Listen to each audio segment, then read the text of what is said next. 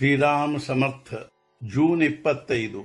ಸದಾಚರಣೆಯು ಪರಮಾರ್ಥದ ತಳಹದಿಯಾಗಿರುತ್ತದೆ. ಭಗವತ್ಪ್ರಾಪ್ತಿಗಾಗಿ ಸಮರ್ಥರು ಹೇಳಿದ ಅನೇಕ ಸಾಧನೆಗಳಲ್ಲಿ ಉತ್ತಮ ಗ್ರಂಥಗಳ ವಾಚನವೂ ಕೂಡ ಒಂದು ಸಾಧನೆಯಾಗಿರುತ್ತದೆ.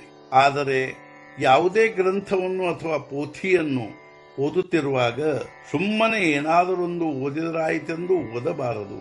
ಅರ್ಥ ತಿಳಿಯದ ಹೊರತು ಗ್ರಂಥವನ್ನು ಸರಿಯಾಗಿ ಓದಿದಂತಾಗುವುದಿಲ್ಲ. ಅದರಂತೆ ಅದರ ಅರ್ಥವನ್ನು ತಿಳಿದುಕೊಂಡಷ್ಟಾದರೂ ಕೃತಿಯಲ್ಲಿ ತರುವ ಪ್ರಯತ್ನ ಮಾಡಬೇಕು. ನಾವು ಈವರೆಗೂ ಏನು ಮಾಡುತ್ತಿರುವುದಿಲ್ಲವೋ ಅದನ್ನು ಮಾಡಲು ಪ್ರಾರಂಭಿಸಬೇಕು. ಸುಮ್ಮನೆ ಬಹಳಷ್ಟು ಓದಿ ಕೃತಿ ಮಾಡದಿದ್ದರೆ ಪ್ರಯೋಜನವೇನು?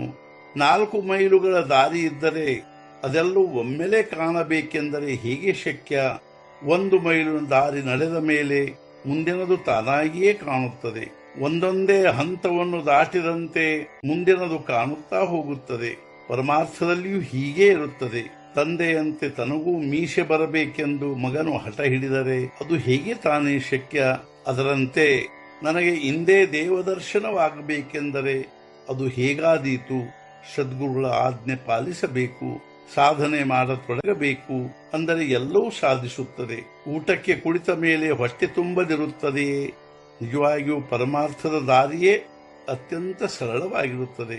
ಪ್ರಪಂಚದ ದಾರಿಯು ಮಾತ್ರ ತೆಗ್ಗುದಿನ್ನೆಯದಾಗಿದ್ದು ಮುಳ್ಳು ಕಂಟಿಗಳಿಂದ ತುಂಬಿಕೊಂಡಿರುತ್ತದೆ.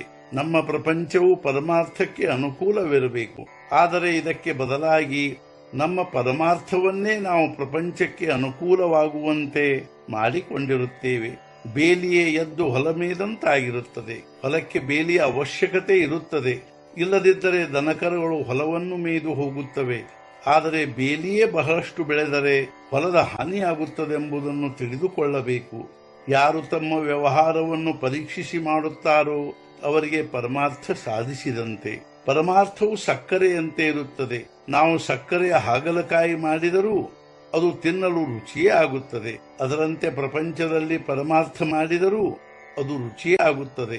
ಪರಮಾರ್ಥವು ನಮ್ಮ ಸಲುವಾಗಿರುವುದರಿಂದ ಅದು ನಮಗೆ ಶಕ್ಯವಾಗುವುದೋ ಅಥವಾ ಇಲ್ಲವೋ ಎಂಬುದನ್ನು ವಿಚಾರ ಮಾಡಿ ನೋಡಬೇಕು.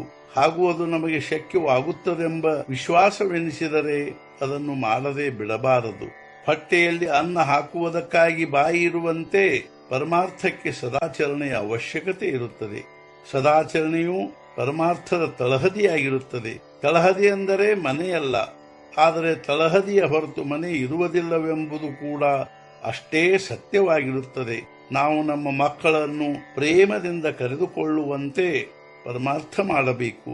ಹಾಗೂ ನಾವು ಬೇರೆಯವರ ಮಕ್ಕಳನ್ನು ಕರೆದುಕೊಳ್ಳುವಂತೆ ಪ್ರಪಂಚ ಮಾಡಬೇಕು. ಭಗವಂತನ ಸ್ಮರಣೆಯಲ್ಲಿ ಪ್ರಪಂಚವನ್ನು ಸುಖಿಗೊಳಿಸುವುದೇ ಪರಮಾರ್ಥವಾಗಿರುತ್ತದೆ. ಹಾಗೂ ಯಾರ ವೃತ್ತಿಗಳು ಸುಧಾರಿಸಿ ಭಗವಂತನ ಕಡೆಗೆ ಹೊರಳುತ್ತವೆಯೋ ಅವನಿಗೆ ನಿಜವಾದ ಪರಮಾರ್ಥ ತಿಳಿದಂತಾಗುತ್ತದೆ.